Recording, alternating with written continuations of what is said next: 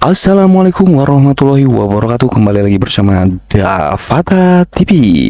Oke, kawan pajak yang luar biasa. Kali ini saya akan sedikit berbagi tutorial singkat bagaimana cara melaporkan yayasan nirlaba dan menuangkan ke dalam SPT tahunan badan usaha. Teman-teman harus menyiapkan terlebih dahulu laporan keuangan laba rugi neraca penyusutan ini seperti ini, teman-teman ya. Yayasan ini mendapatkan total pendapatan di Rp236.300.000.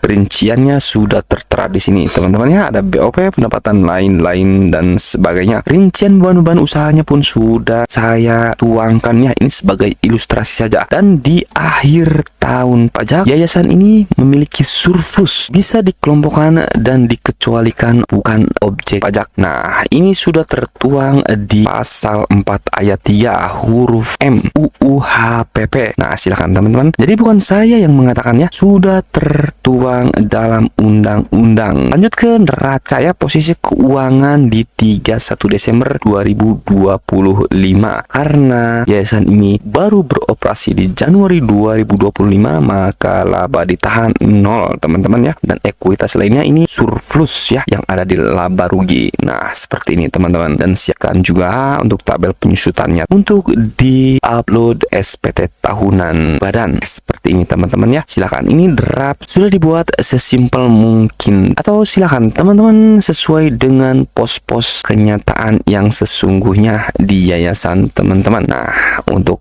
ilustrasi seperti ini ya, silakan. Setelah teman-teman mengisikan semuanya laporan keuangan laba rugi neraca dan penyusutannya, teman-teman akan diilustrasikan kembali ya, ini untuk laporan laba rugi dan posisi keuangannya atau neraca keuangan di 31 Desember 2025 akan seperti ini teman-teman ya. Nanti ini akan dituangkan ke lampiran L1D seperti ini. Nah, ini yang bukan objek pajaknya ya, surplusnya dimasukkan ke bagian sini teman-teman. Kita menelik ke ini surplus atau defisit yang dikecualikan dalam yayasan nirlaba. Lantas bagaimana untuk menuangkan poin-poin ini di SPT tahunan? Langsung kita lanjut ke Cortex System.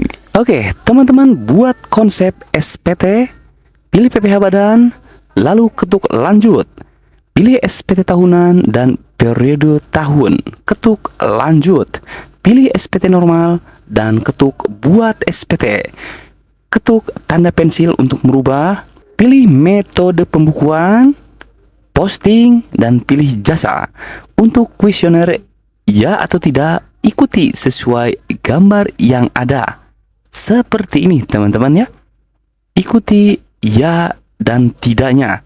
Di bagian ini perhatikan dengan seksama dan silakan. Scroll bagian bawah untuk checklist pernyataan. Simpan. Lanjut ke bagian L1D. Nah, teman-teman silakan input semua yang ada di halaman laba rugi dan posisi keuangan sesuai dengan pembukuan teman-teman.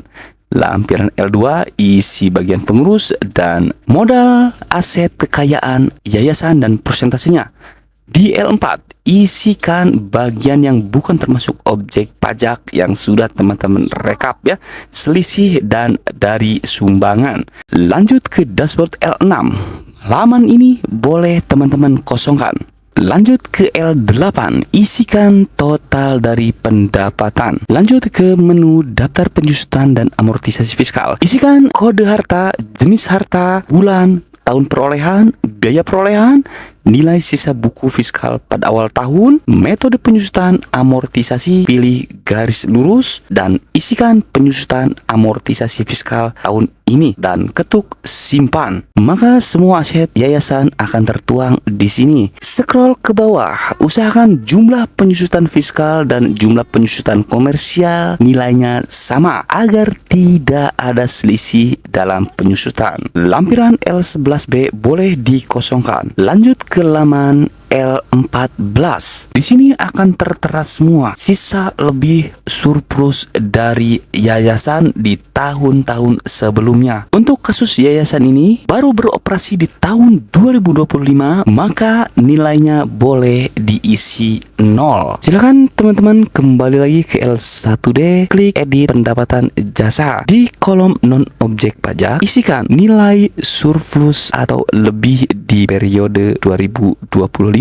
seperti ini dan ketuk simpan, dan nilai fiskal akan berubah. Pastikan lagi di induk tidak ada nilai kurang atau lebih bayar. Scroll ke bagian paling bawah pernyataan di checklist dan isi nama jabatan dan ketuk bayar lapor. Maka teman-teman sudah sukses dan BPE akan terkirim via email terdaftar. Selamat mencoba dan sampai berjumpa di internet.